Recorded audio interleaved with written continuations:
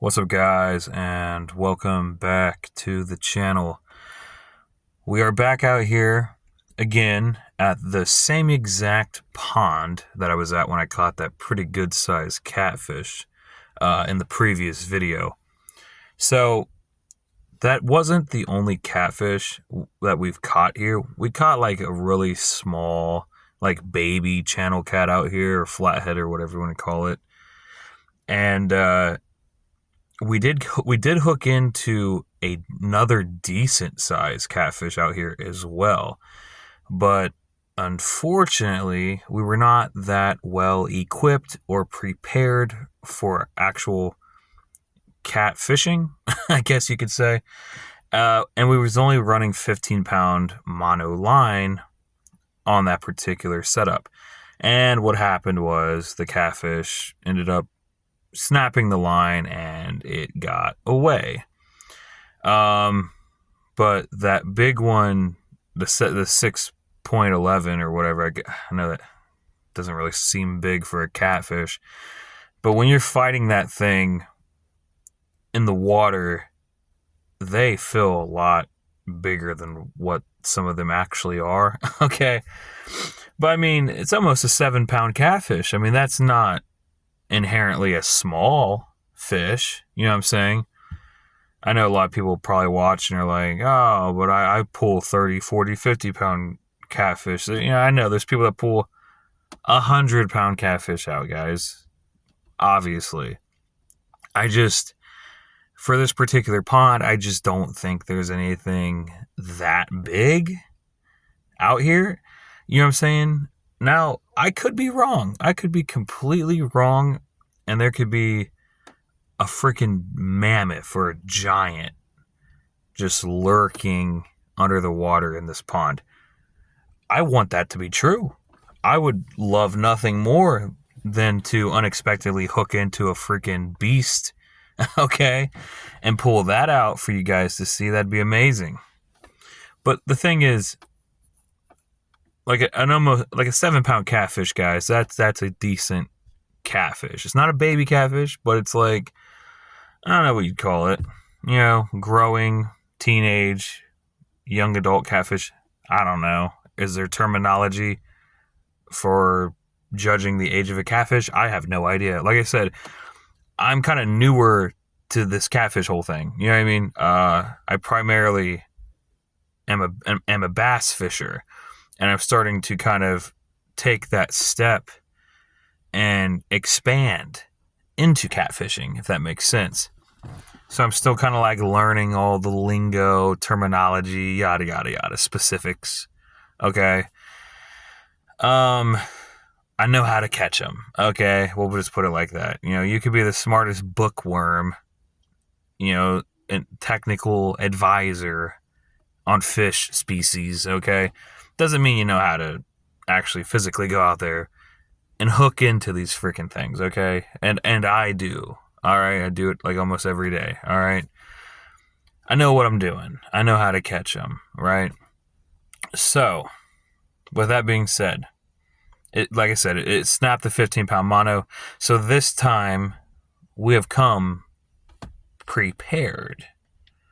What do I mean about that exactly? Well, no more is the 15-pound mono. Okay.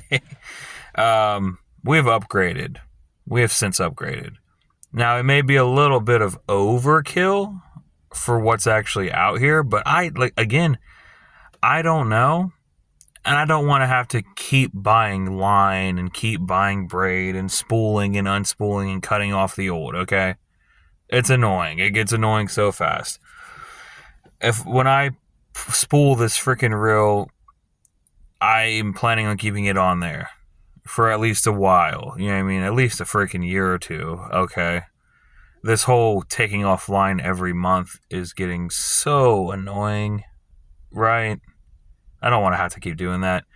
So it's better to have and not need than to need and not have. You know, by having 50-pound braided line, there's not a whole lot I have to worry about of it getting snapped or broke. You know what I'm saying? Not particularly out here. And then, just saying, to that rare occasion that I do hook into a freaking beast, I think 50-pound line's probably gonna handle most obstacles that are thrown my way with these ponds and stuff. But yeah, we've upgraded the line to 50-pound braid. Got it for a killer deal too. Oh my god. Picked up a spool of 300 yards of braid. Most of the time when you buy braid, you're only getting like 125 yards on a spool. 300 yards? And I got it on sale for like $15. That's a hell of a deal. It really is, guys. I scooped that up. Okay, so I got that on there. Like I said, it's on the 4000 series Daiwa reel. It's not an amazing reel. We're not going to sugarcoat things and pretend like things are amazing or better than what they are. Let's all be honest. Okay? It's good enough for right now. We will upgrade our catfish setup as we go along the way. You know what I'm saying? We all have to start somewhere. My bass setup is pretty freaking nice, and it's pretty damn dialed in. Like I said, I got a Lew's Hank Parker signature bass rod. It's like a 6'10" or something like that. It's a medium power, fast action graphite rod. It's actually an IM8 blank, like really super sensitive rod. Amazing. And then I got a Lew's Xfinity 30, which is pretty much a 3000 series reel, spinning reel, open face. What do you guys call them these days? And then I got that paired with 15-pound braid, Suffix 832. So my bass setup is good. Catfish rod setup, I'm working on it. Okay, I'm working on it. Like I said, I got a 4000 series Daiwa Samurai reel. And then I got like a freaking 1990s Shakespeare LX 1500 rod. And I tried to Google into that, and I tried to find out information, do research on that particular rod. I'm not finding anything hardly at all on a Shakespeare LX 1500. I don't know if they're just that freaking old to where there's just not a lot of information floating around on them anymore. But it's from like the early 90s, and it's supposed to be like a medium heavy. It's not like an amazing rod to use for catfish per se, but it's stronger and more durable and has more flex to it than my bass rod. And I'm not really trying to snap my bass rod that I just got dialed in and set up to catfish. Okay, so we're going to be using the other rods for that, obviously. You know what I mean?